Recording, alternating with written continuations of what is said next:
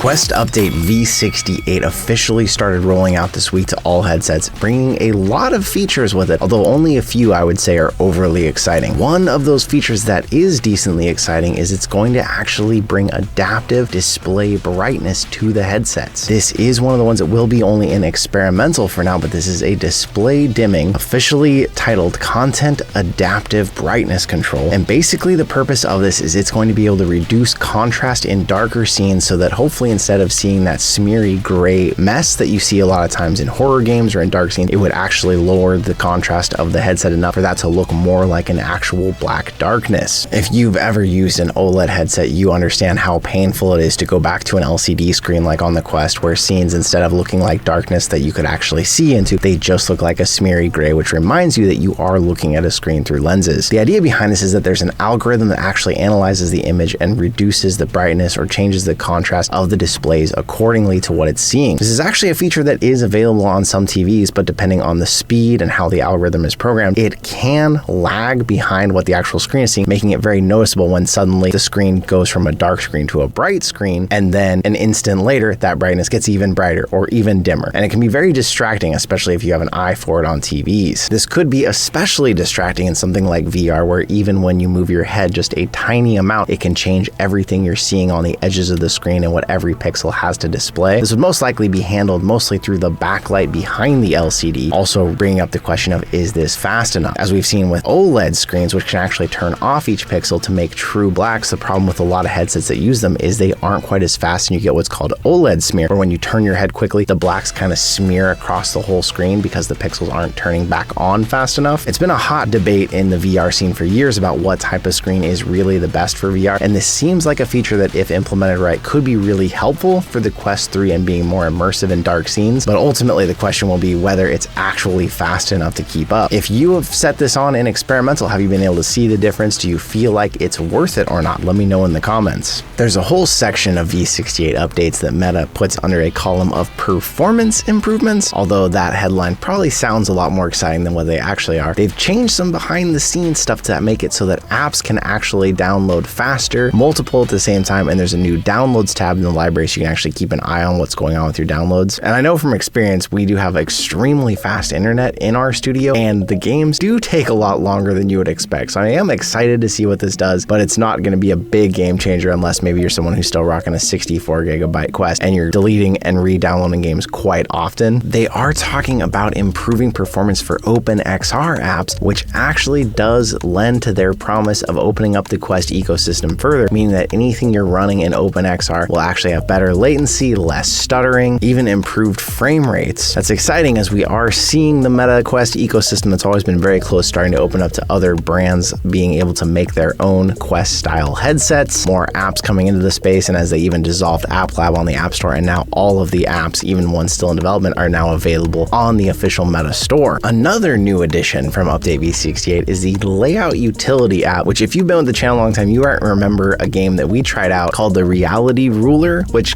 kind of feels like Meta saw exactly what that was doing and copied it and is now making it their own layout utility app. But now your Quest can replace your tape measure and your leveling tool. Although I would not recommend going around your house and checking out how level all of your paintings are, or you might drive yourself crazy having to re-level everything in your house. But basically now you can look through mixed reality and you can measure items in your environment. It talks about how this can help you visualize potential changes to your house and even looking forward to the future of possible interior decorating through the use of a VR headset. It is a nifty tool and idea, and even when I tried Reality Ruler, I really liked it, although it's probably not something that most people are going to think when they go to reach for a tape measure or a leveler, oh, maybe I should grab my Quest instead. But if you just want to play around, measure some stuff in your house or have some fun with it, it is an interesting app to try out. And now this is automatically just in your app library like other things like the browser once you get v68. A big change that a lot of people were less welcome, and we already covered it a bit, so I'll move fast through it. The Meta Quest mobile app is now the Meta Horizon mobile app. We're seeing more things changing. The referral system that people used to love, rely on, and make way too much money off of seems to be getting whittled down more. Anywhere you were able to find the Oculus symbol seems to be disappearing, and now by default it has a new symbol that I don't feel like I've seen in Meta at all with this new circular symbol, and it defaults to light mode, which many people have said they prefer dark mode anyways. And this actually happened even before v68, but it might be something you'll notice in tandem with these updates. They're continuing to improve the keyboard inside the headset. We talked recently about how now you could actually swipe text, but they're having it so that if you start or search a chat, the keyboard will not appear in a spot where it overlaps other screens. You can move it around anywhere you want to,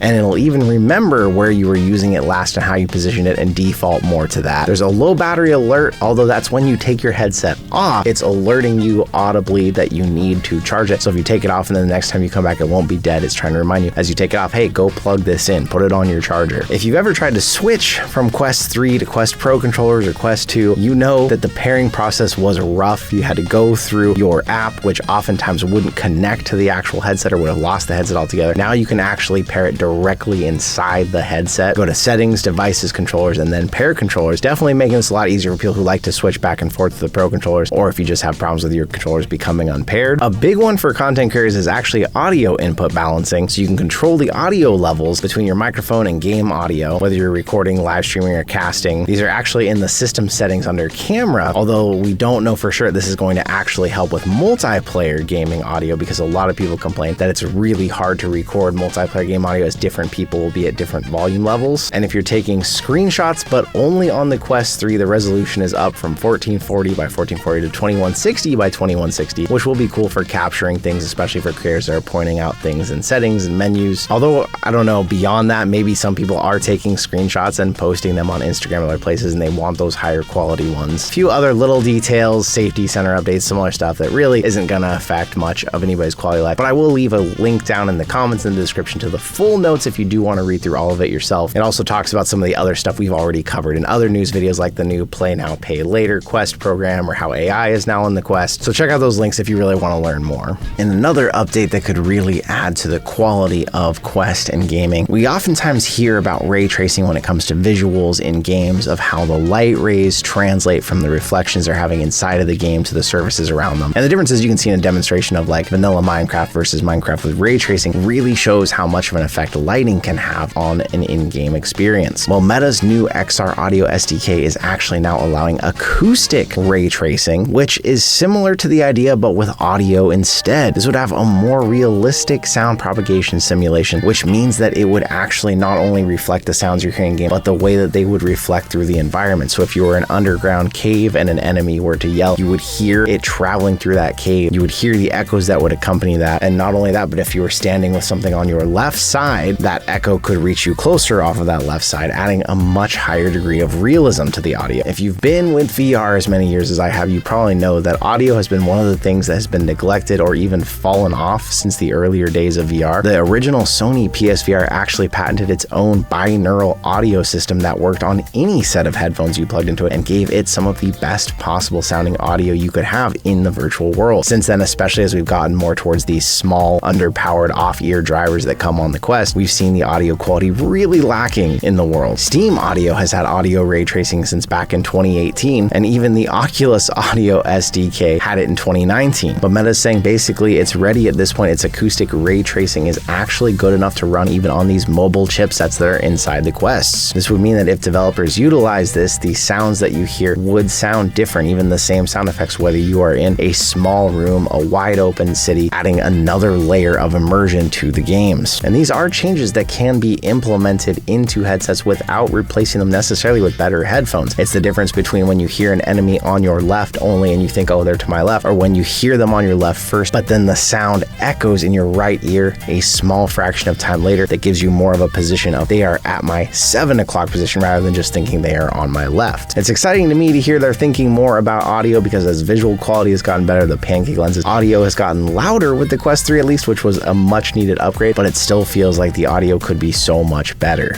This year, the channel has already given away a bunch of Quests, other VR headsets, and we just got in a whole bunch more Quests for some future upcoming series that we're going to be doing that may end up involving getting VR out there further in the hands of more people. The Quest 2 giveaway, which all of you had asked that we bring back, the one for the summer, is about to end here in a couple days. So if you haven't gotten entered in any of our giveaways, now is a good time to jump in on those. We've still got multiple ones there, all international. Luckily, there's still a Quest 3 giveaway. The Quest 2 giveaway is ending in a couple of days. So far, 1,200 people have entered in that. So if you enter now, a 1 in 1,200 chance is actually pretty good for a YouTube giveaway, because usually channels that are doing it have millions of people enter. The Bobo VR accessories bundles that have been going, actually only 700 people have entered in that one. So if you're interested, there will be links in the description, the comments down below to get entered. But once again, a thank you to all of you. The fact that you've supported the channel so far, we've gotten to this point where we we can give back to all of you has been really amazing. And the fact that we've gotten some additional support lately, giving us some actual headsets for the first time in a very long time, is really exciting for what we're going to be able to continue to do in the channel. For all those ones that we just got in, those are for some local events that we're going to be hosting, basically anyone who's within driving distance of Portland, Oregon. So if you are and you haven't joined that local Discord, we're actually dropping some Google Forms so that we can start organizing the events here, get people in them so that they can come be in videos, we can have fun playing games together. So there will be links to all that down below in case you haven't done that or you're interested in doing that, or if this is your first time being here and hearing about all this, make sure you get in that local Discord or in those giveaways. A big talking point as we're approaching 1 year in the world of the Quest 3 is it time, if you still have a Quest 2, to consider upgrading? And more as we are getting games that are exclusive to the Quest 3, it feels that way. During Comic-Con this last week in San Diego, we got a new gameplay trailer of the Alien Rogue Incursion game that's not only a Quest exclusive, but also a Quest 3 exclusive. And I've got to say, from looking at the gameplay here, this is pretty promising. It shows that when the developers allow to only develop for the new chipset that's on the Quest 3, that the graphics look like they can be really good. It's a single-player action horror game designed just for VR, and it's being made by Survios, the same developers of Creed, Rise to Glory, and other really good VR games. But it does continue to bring up that question of whether it's time to upgrade if you already have a Quest 2, if you're interested in getting into VR. If you can find a Quest 2 at this point, they are still cheaper, although more and more outlets are completely sold out of them. And as we've been talking about in a lot of these news videos, does that really mean this Quest 3S, or basically the light version of the Quest 3, is really going to launch here soon when Meta Connect happens? There's no confirmation on that, but typically it seems every year when Meta Connect, their big conference they have, happens, something gets announced, something gets dropped, and they say that day you can go start ordering these right now. We don't know what's launching there yet, but we do know now, we're confirmed we will be going to Connect this year. We've been officially invited. We will be there in person again. We got to be there last year. It was really awesome. Hopefully it means we'll get to demo a lot of these new things, come back to you with our news and impressions about them. And it seems like it's that time of year where things are picking up. There's a lot of things going on in the VR scene. We're going to be traveling more and covering it all for you.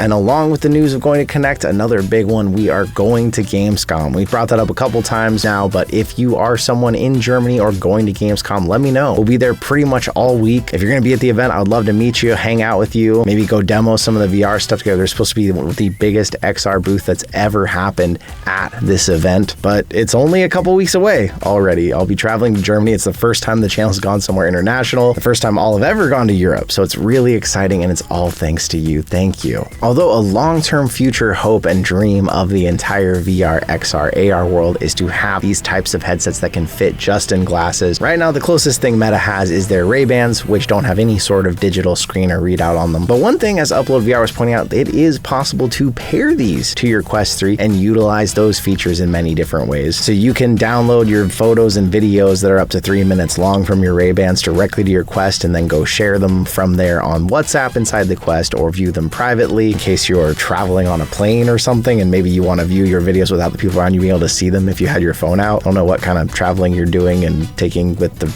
Ray-Ban POV glasses to be doing that, but anything's possible, and the fact that these pair together is giving us a glimpse of the future they talk about. But the biggest and most exciting thing about all of this is that supposedly this year at Meta Connect there is going to be the AR glasses actually up for testing that Meta's been talking about, saying this is one of the most revolutionary products. Obviously that phrase could be marketing, but the fact that these may be chonky sized, but a glasses size AR headset that can actually have a screen inside of it and hopefully look less obvious than the Google Glass that we saw before.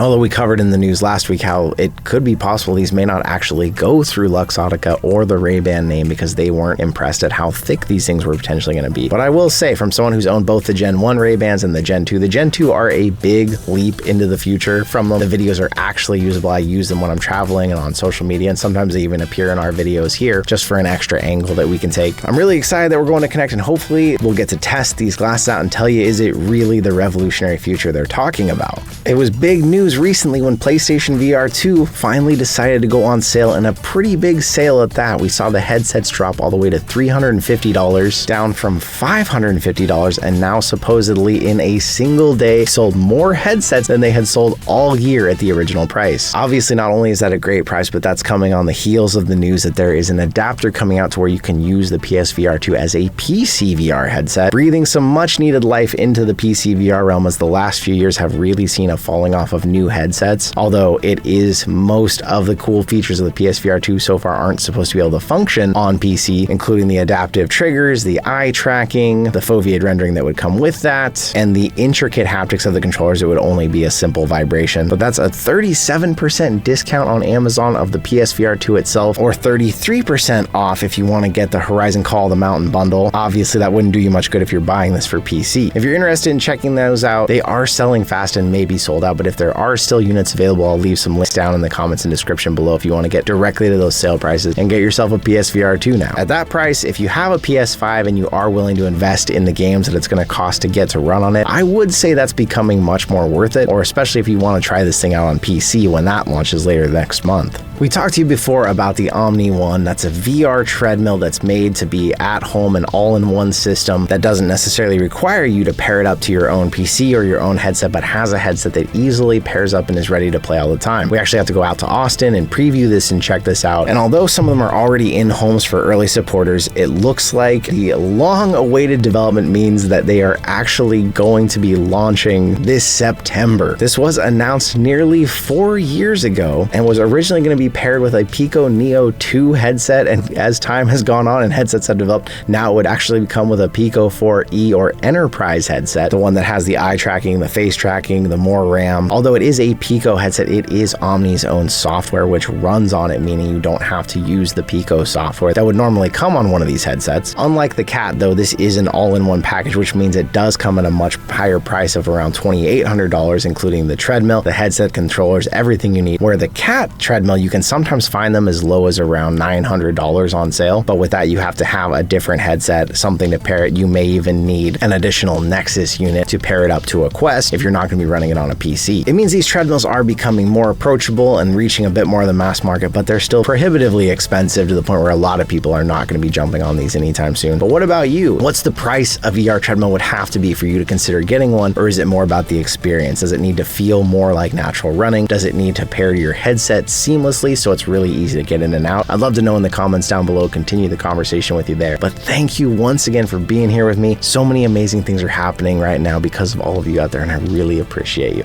Thank you so much. I'll see you in another reality.